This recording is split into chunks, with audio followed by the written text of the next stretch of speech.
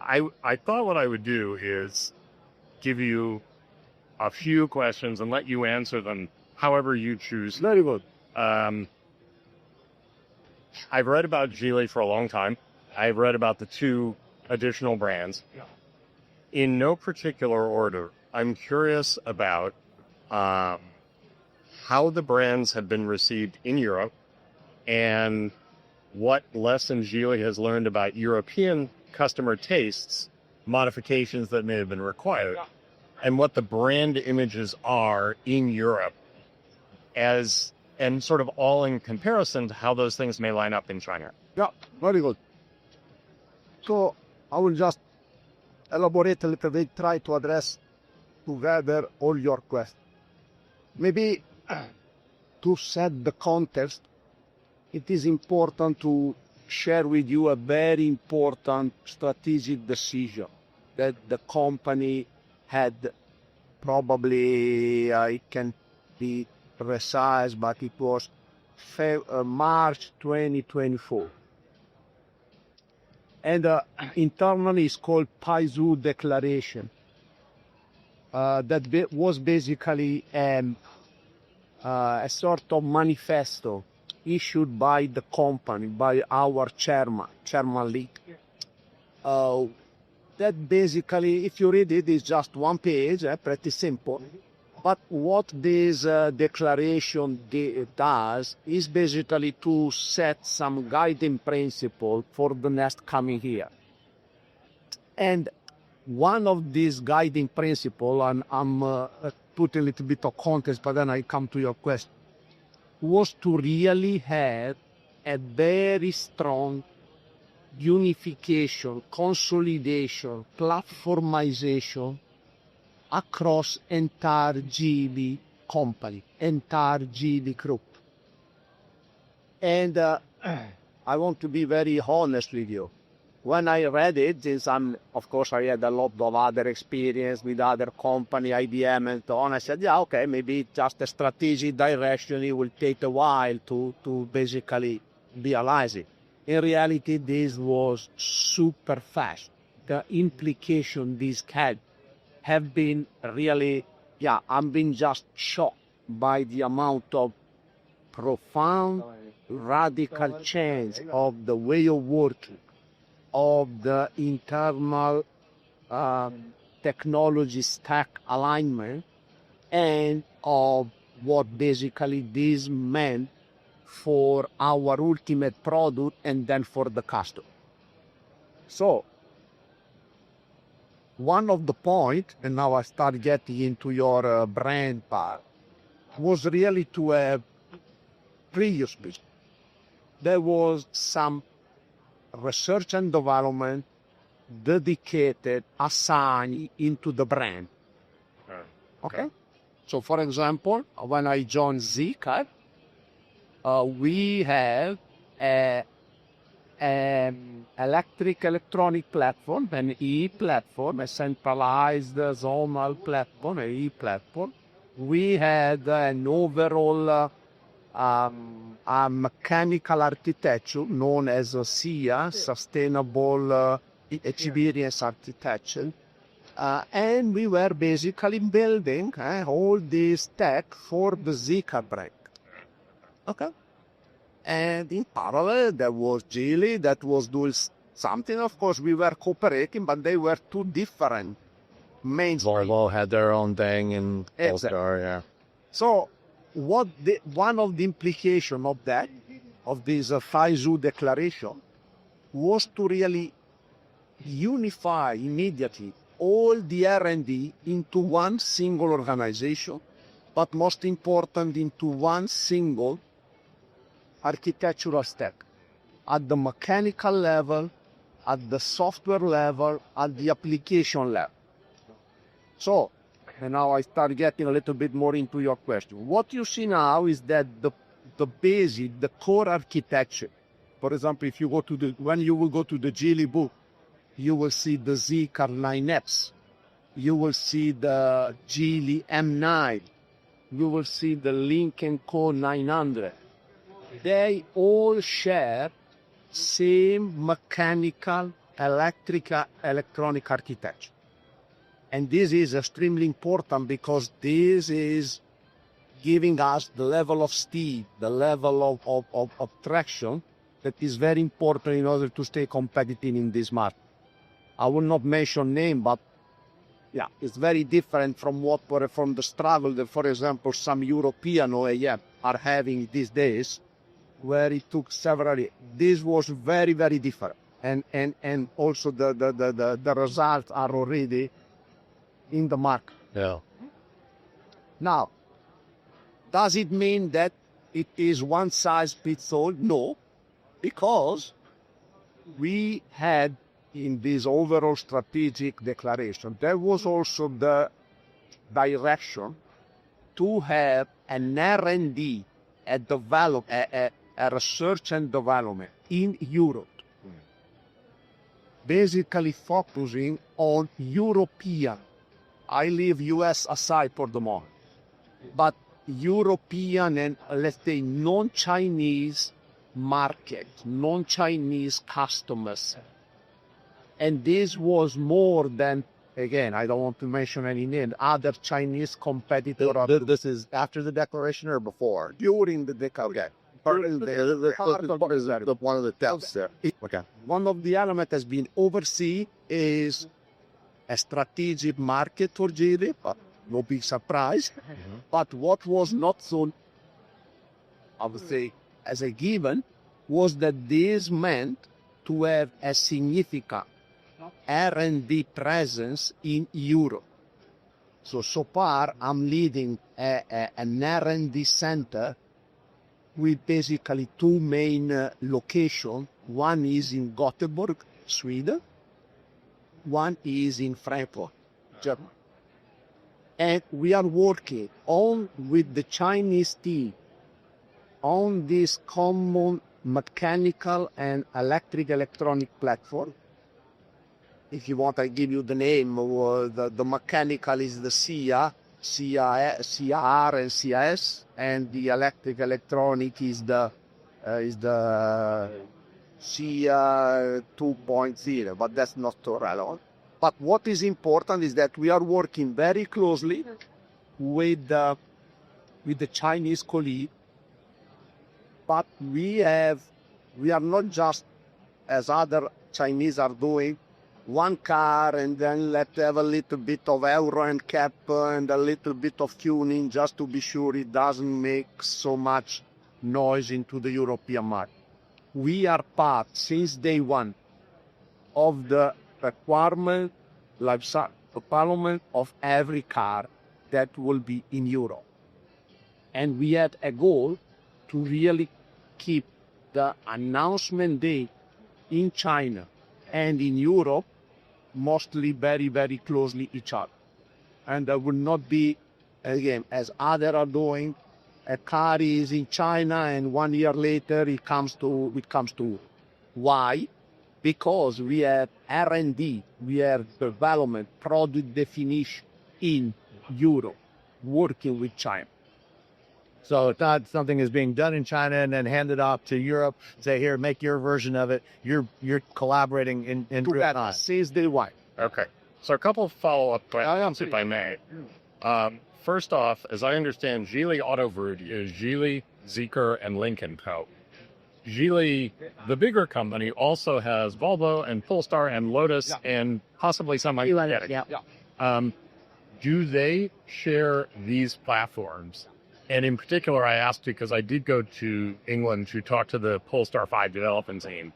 That was number one. Number two was, do you have some examples of things that the European team would have put in that the Chinese teams may not have prioritized or may not have thought of? So, and I'm very honest and direct. On question number one, Volvo and all the other brand in the Geely group, so brand that are not linked, Zeekr and Geely itself, yes, they will converge into this platform. So the goal is to have one single platform. The difference is that for the linked Zeekr and Geely, it is already today the case. You go you see the car, and for Volvo and Polestar, it is work in progress. It will take some extra month or some extra years. That Well, as they go to their next generation of products, they'll transition to this commonized architecture. that's for sure. Is every car on your stand now a commonized architecture as you just described? Okay. Such a thing. The second question, examples. I have several, but I give you two. One, so in this, so all the mechanical architecture is basically, I would say, conceived by key people in Europe. So I mentioned just a name, but people like Kenneth Patterson is a chief architect of the entire CSC, the super hybrid architecture. When you go into the stand, look at the Zeekr 9X. This is an instantiation of the CSS architecture. This has been basically conceived by a team, but the chief architect is a Swedish guy. And this is because there is a lot of DNA over the past 20, 25 years that we want. What does it mean for Europe? For example, in the 9X, you will have a terrain adapt. So it's basically a feature that is a sort of AI virtual sensor. So it detects automatically the type of terrain you are driving, grass, snow, asphalt, and there are that. And he automatically tune the chassis. If you were yesterday into this overall AI master brain, it will tune the chassis in order to immediate. This was developed by Europe and now is part of the common platform. But your question may be, what is the difference? If there are any difference? Is this powertrain, for instance, also going to be used? Yes, correct. And what were some things that the European development side brought? Yes. So this terrain adapt was done completely and coded in the life cycle by the European team, and now is part of the platform. So every car will leverage it. But there is also the dual case. So I give you a second example. Navigation, smart cockpit. And again, I give you some pain. When I joined Zeekr, I cooked the navigation from the China, and so I immediately started to talk with customers, and they were not very happy. And it was not because it was particularly bad, but because the style, the interaction, the level of the user interface. For example, China like to be very heavy in terms of widget and sound and alerts. And my customer said, please give me a break. I don't want to have Something a little cleaner, more sparse. more simply elegant and simple. Yeah. For us, elegance is matter of simplicity. For them, elegance sometimes, and again, it's not that it's right or wrong, it's that different. It's a lot of widget, a lot of things, a lot of beep and that. So what we did was to, on top of the common platform, so we didn't develop LOS, we built a brand new digital smart cockpit European application. And now this is in production on the Zeekr 7X, and it will be in production. It will be deployed to OTA through all the car for Europe. And this is again, it leverages the FEI, the core services, but it has a very specific European flavor. In which sense? One, it has a lot of For example, he has cloud live update in terms of map, and this is something that is differentiating a lot, especially when we talk about energy management scenario. We really have done a very completely integration between the ADAS stack and the digital cockpit, so you can see what the car does or what are the in your digital cockpit part. And basically we also had that on top a digital assistant, a sort of generative AI assistant, ChatGPT like, very tuned to European customer. Actually, and this is another element, we have done, so one of the things that we did in Europe is to really push forward this notion of customer co-creation. I tell you a little bit more about. And this is something that I also borrow from my previous experience in software company, tech company. So traditionally, let's take this navigation application, this digital cockpit as an example. Traditionally, the way the OEM or we work is we design the application, we define the main spec, we start developing, and then we start testing, and then we have hopefully some customer clinic a few weeks before the launch. And if there is something that doesn't go very well, we need to wait for maybe 2, 3, 4 months later, or even 1 year later. What we have done in Europe, and I'm pretty proud of it, honestly, is to really create a customer ambassador group.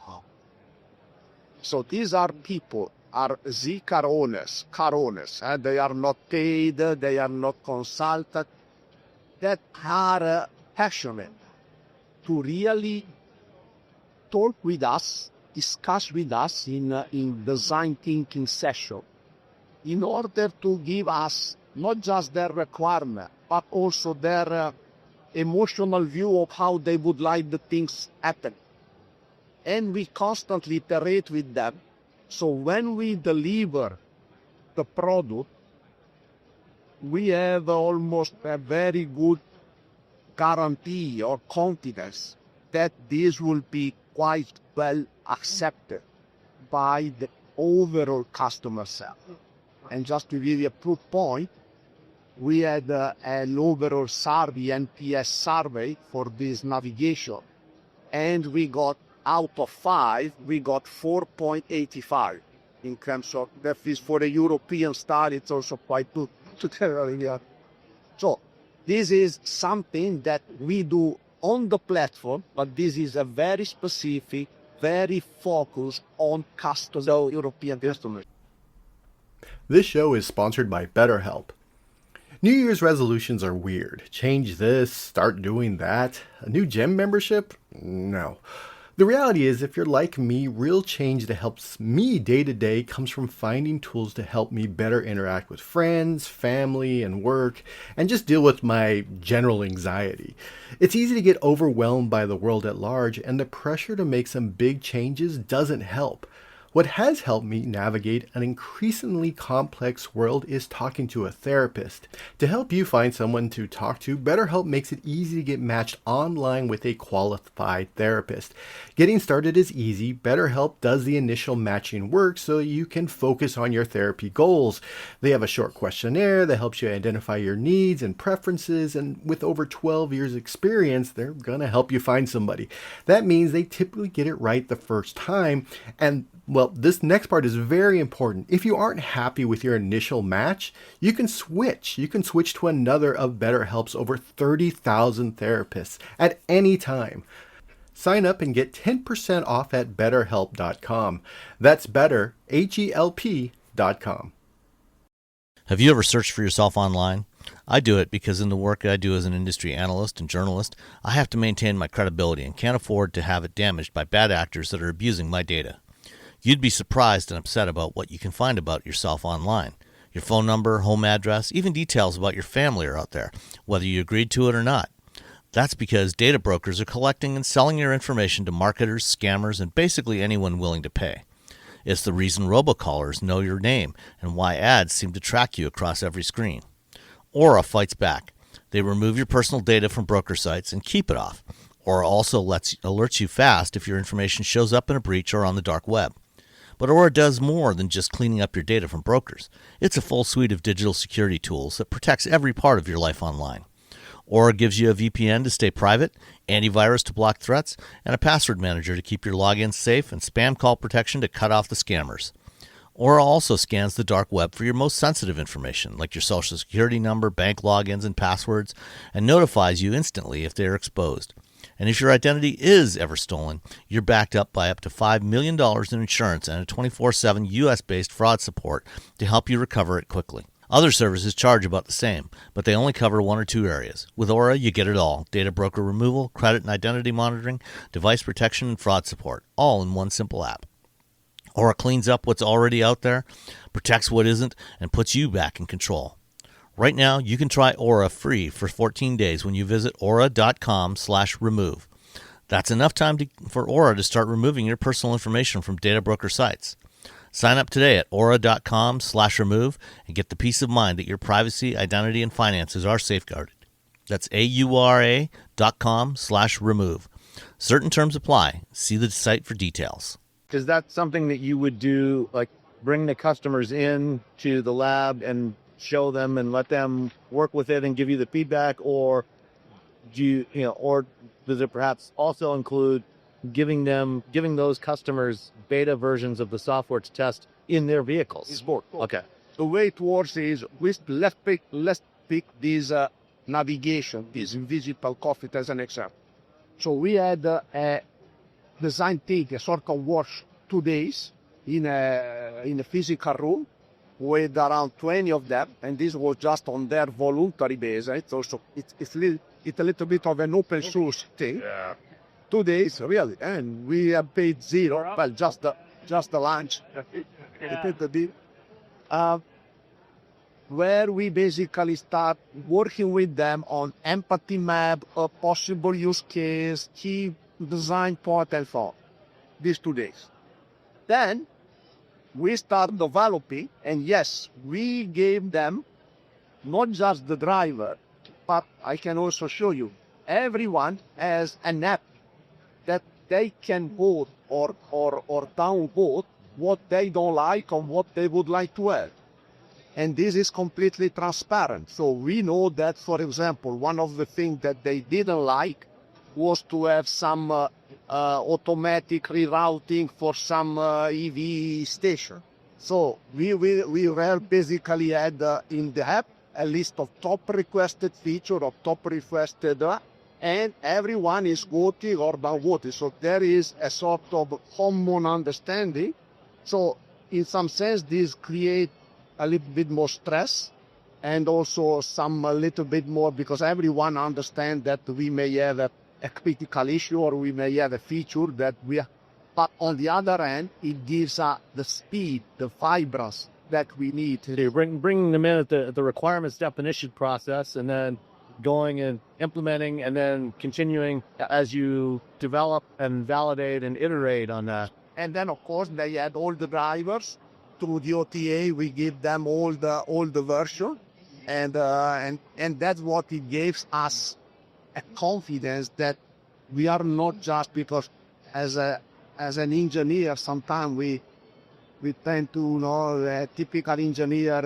My baby is very cute because it's just my baby, and that's not the exception. Yeah, engineers can't be precious about the product. They have to learn to take that feedback and incorporate it, understand it, and this requires also some maturity on our side, because a typical engineer is not. Especially in the automotive, they tend to be a little bit. As a former automotive engineer, I totally. As a user of many of the features that people like Sam designed, I understand. I have to confess that I had some pushback at the beginning. My team to have this this customer co-creation approach. But then it's really a lot of fun for them as well, because when you see the customer that is putting, oh, this doesn't seem the same car with this feature and stuff. Wow, it's a lot of pride. So, two follow-ups to that. Did I hear you say that customers did not prioritize routing among EV charging stations? No, they did. They did, Okay. and we didn't have it at the very beginning, or it was a little bit more convoluted, so that's why they are. Okay. So the way that you were doing it that they weren't happy with, as opposed to you're doing it. Okay. Okay.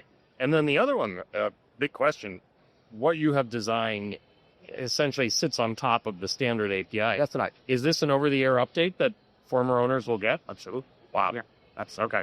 So the entire appearance, how do you approach, for example, telling a customer, by the way, the next time you press the button to take that update, your entire dashboard will look different. Well, there is this app, this communication channel, and then there is also our marketing and sales organization that is basically doing the press. So you let the customers know in advance, this is what's coming, give them a preview before they get it, so they can, if they have questions, they can maybe learn about it a little bit more. And just to give you a concrete example, on December, because we took a challenge to do this OTA before Christmas.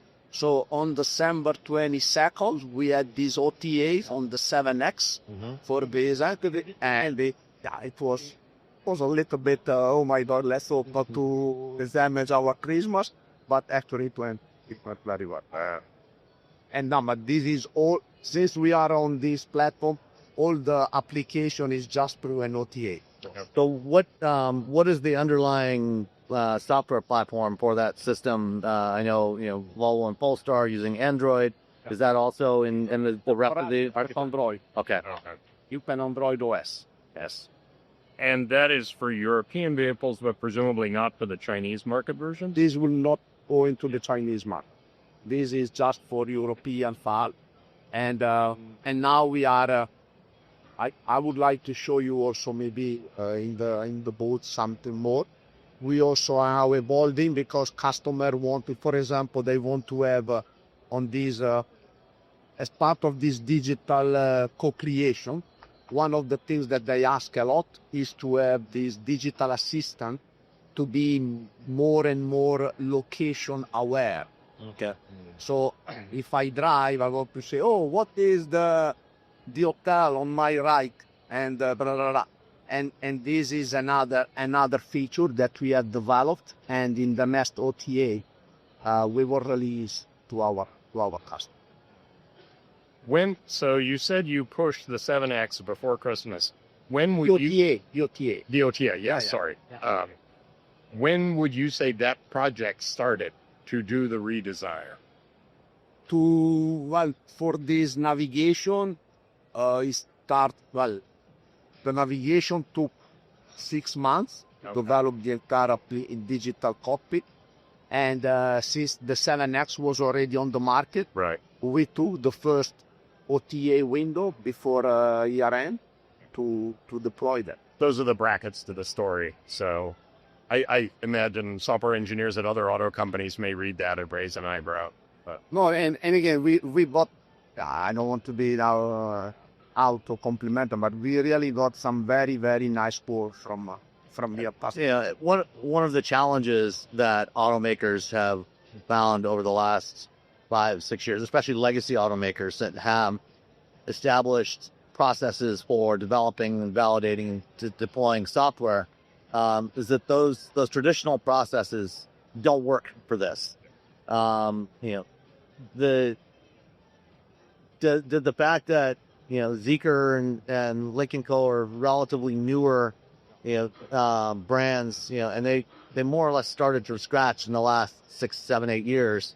Was the company able to establish that way of working from the ground up? Yes. And now, are you going? Because your colleagues over at the other brands at Volvo, Polestar, they have certainly had some challenges with software development in recent years. Are you working with them to translate the processes, the organization for software to the rest of the company? The short answer is yes, and a little bit more elaborated answer is that I think you really hit a very important point, because sometimes we are very focused on technology. In reality, of course, technology is very important, but what really makes a difference is the way you work, is the process you have, is the overall ability to really quickly iterate, to really quickly adapt, to really quick take a customer feedback. So this is something that we have now quite well established in the Zeekr link and Argini.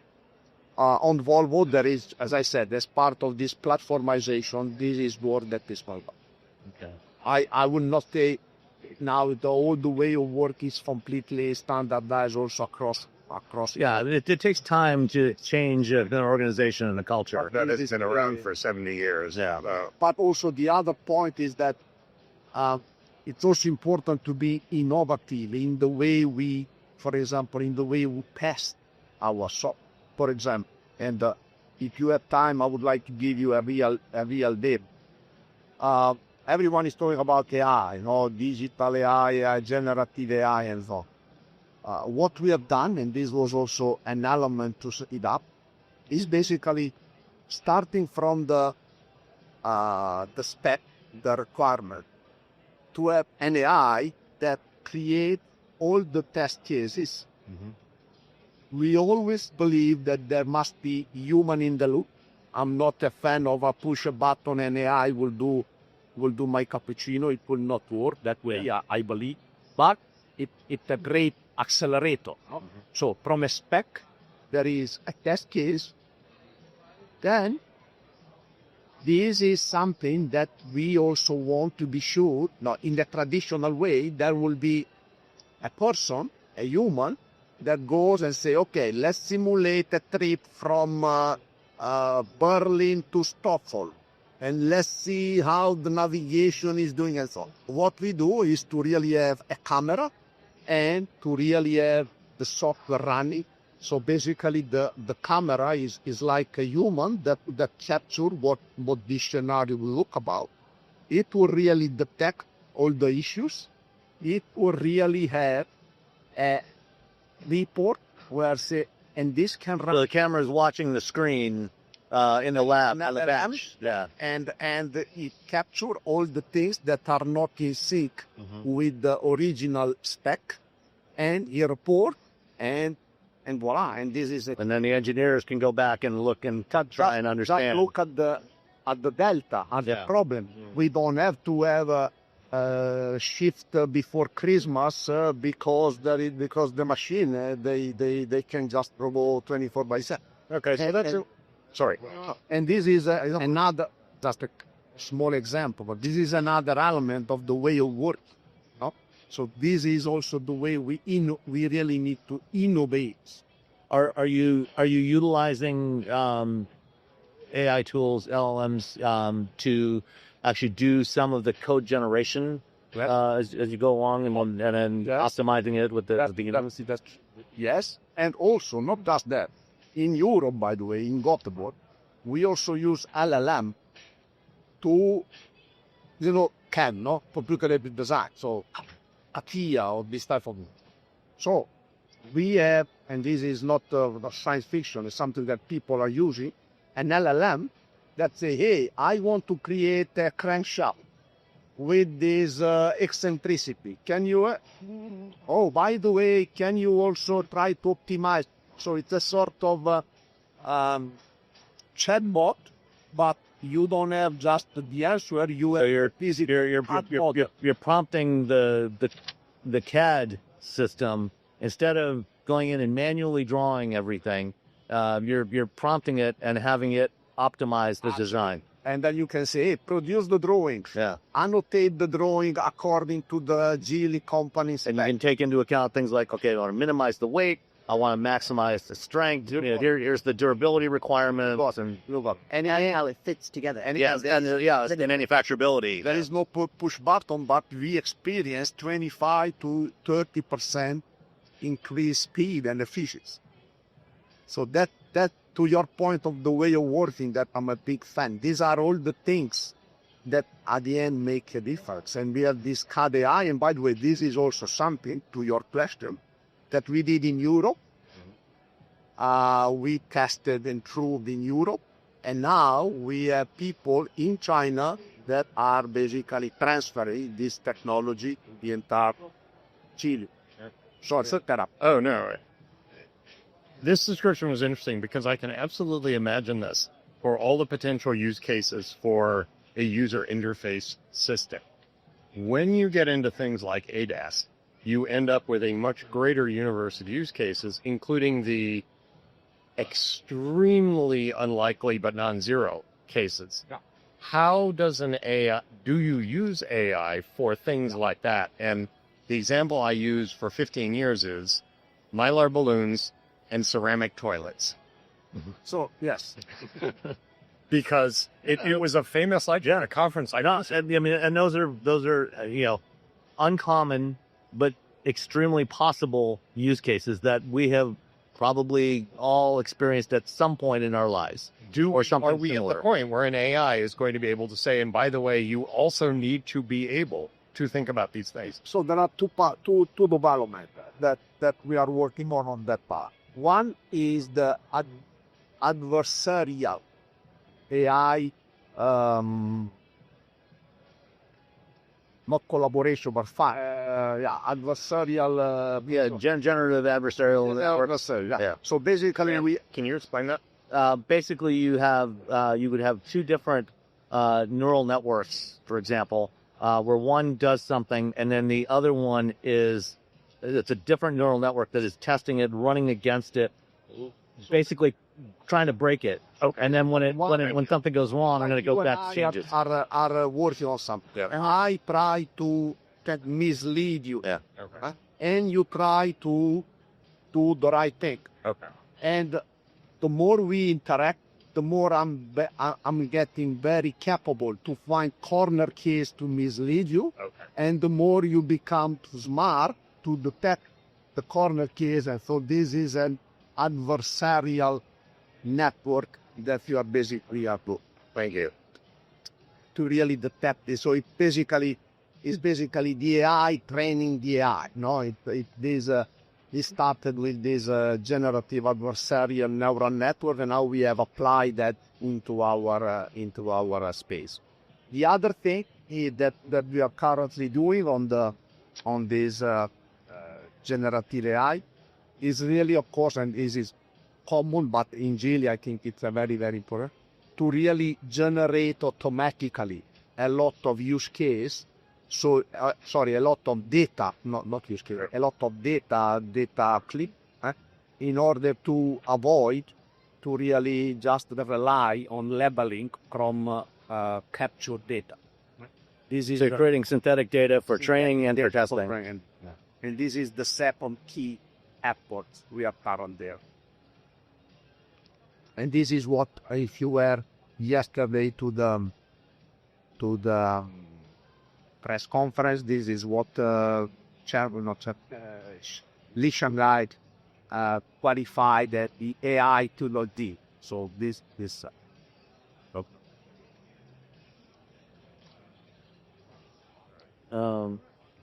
the tools, the approaches that you're using in Europe for software development, how much of that came from what was already being done in China? And are your colleagues in China now adopting things that perhaps you pioneered in Europe? I think it's a little bit of a mix.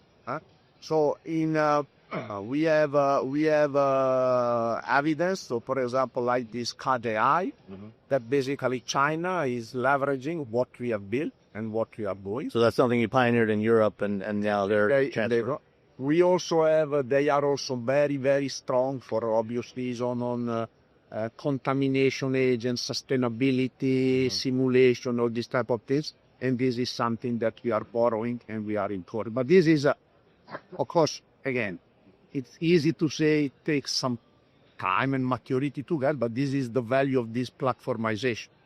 Because rather than have Zeekr doing this own AI stuff and Geely the AI stuff, now there is really a common trail to cross-pollinate good experience.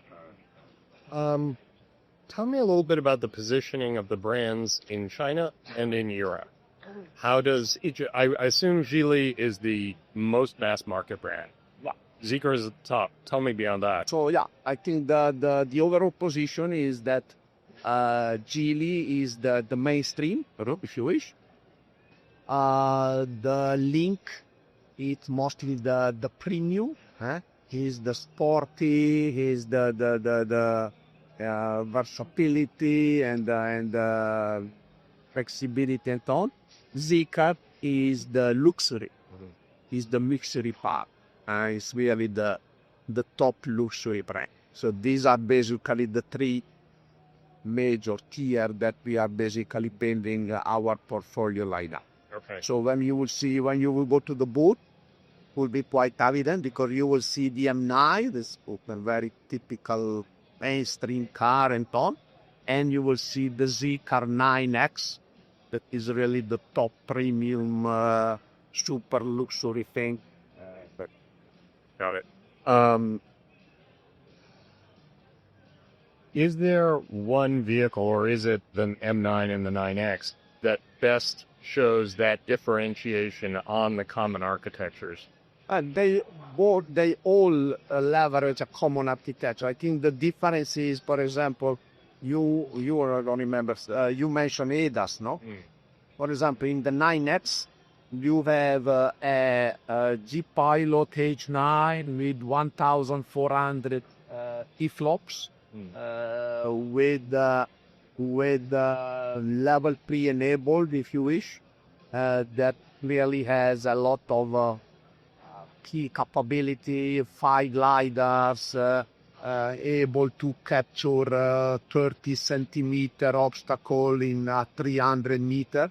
If you go to the mainstream, clearly, no, the level of capability is less sophisticated. They still share the same platform, but for example, the M9 doesn't have the dual core NVIDIA. They have just one, and they have 700 T-clops. So it's less capability, less functional. Sorry, one more. Go ahead. We talked, this has been great on the software side because it's given me a much better understanding of Europe. Are there mechanical, powertrain, suspension, body design things for Europe? One thing I noticed just in the Zeekr, in the Geely, I forget which one I drove, but the rear doors only opened at about a 45 or 50 degree angle, whereas on, say, a Volvo, they open to 90 degrees. Are there more mechanical things that you can point to that differed when European team? What can I say that especially on the vehicle dynamics, there is we have a department, a group in Frankfurt actually, really focusing on all these vehicle dynamics characteristics for Europe. So there is all the calibration, tuning, and AI proactive things. From an overall, I would say, platform standpoint, again, give you a concrete example on the 9X. So, for example, there is the 48-volt stabilization bar that is capable to really detect. There is a lot of work around the motion sickness. So fusing elements from the sensor, from the outside world, temperature and so on. There is a constant adaptation of the parameter of the chassis and so on in order to really avoid this motion sickness. But there are also, for example, in the 9X, key elements such as I say I'm just going ahead. John, key elements like the 48-volt bar. No, it detects with 0.1 millisecond, if I'm not wrong. when there will be a side collision, So you got adaptive control of the roll control with the stabilizer bar, with a 48 volt actuator to help, to start optimize the angle, for contact point, in the event of a even when you collision have a or when you're cornering. cornering, he adapts that. Yeah. Or even when you go out of a tunnel and you find a opposite wind, he is capable to really merge a sensor from the temperature in the case wind and automatically counterbalance in order to avoid any disruption. Was that developed in China or Europe? Both markets? Or This is on the board market because this is part of the common pack. okay. Now, So, right now, these brands, Zeekr, Link, Geely, not available in North America. But as the larger group consolidates on common architectures, do you see a potential for those brands to potentially come into the North American market? And obviously, there's trade issues right now with bringing products from China. But as you move towards common architectures, Volvo has manufacturing capacity here in the U.S. yes. That is underutilized. Is there a potential to perhaps bring some of those products and manufacture them here and bring them to the North American market? So, just to be clear, I'm not the best guy to answer because, as you can imagine, I'm more techy than sales strategy at all. But to elaborate a little bit, I don't think there are any, from a platform architectural standpoint, any reason not to enter into the US. Is there already an official decision? No, or at least not that I am aware. But it may happen. Okay. On the propulsion side, which we haven't talked about very much, and the batteries. Yeah. Where how do you see that evolving for the Zeekr group? Perhaps moving towards either moving in the direction of structural batteries, cell to pack or cell to body type of architectures, or is something like swapping, either battery pack swapping or module swapping, something that you're also looking at? So right now, basically, in terms of propulsion, from a battery standpoint, we are really investing a lot on this LFP. That basically is what we internally call Golden 2 battery. That basically give us, so just to give you an example, 80 Kenny 280 at 6C in That's fast. 8 minutes, 8.5 minutes with 6C. And it is also what you see already in production in the car and book. The other thing that we are also and this is Europe that we somewhat leading, is a little bit this super hybrid. So for example, what you have on the 9X, it's something that we are quite, because it's a PHEV that drives like a PHEV. So an extended range EV, Yes. E-Rev? Yes. Okay. And Is that what you're calling a super hybrid? Is an E-Rev? basically, we have an ICE, a P1, and an ICE, and the P3 and P4 in the back. And the ICE is linked with only one gear to the P1. Okay. So at the low velocity, at the low speed, it basically helps to really regenerate energy. And actually, I think it's also quite good. I think it's 20 kilowatt hour every 30 minutes, if I'm not wrong. When you go up into the speed, more than 80, 90 kilometer per hour, basically they both drive. And this is also very... Oh, so it is getting some mechanical torque from the ICE to the wheel. Absolutely. Through the road hybrid with hybrid on the front as well. Okay. Oh, okay. That's why that so basically. That's actually a European thing that I have seen in other. But this is also, probably Yeah. there are. I'm not sure about other forfeit, but this is also from an efficiency standpoint. We have on the 9X, we have a 70 kilowatt battery that gives 380. Plus, if you combine with the normal combustion, you go more than 1,000 Kilometers. So this is an area that we are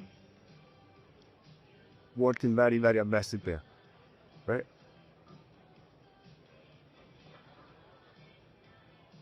Well, I think that's all the questions I have for now. John, you got anything else? Undoubtedly. I do have another appointment in a few minutes. So I really appreciate your time to talk about all of this. And Pleasure to meet you. whatever, so you give me a call. Yeah. All right. Thank you. The only one I might have is, what can you point to a specific success for a product that the company introduced that has done very well in Europe, and perhaps one that did not do as well as hoped? Well, I think one that went very well is this 7X. Yeah, 7S, it really, it has exceeded the expectation, and we took a lot of lesson learned from the original 001. For example, this navigation part and all these things, co-creation and so on, in order to be sure to do the right thing since day one and not wait for some maturation time. So I think in terms of success, really for Europe, in my experience, there may be other the overall G. I think 7X is for sure. And the next car, now I cannot really count them, but the next car that we will announce in a few months, I think it will be another IO big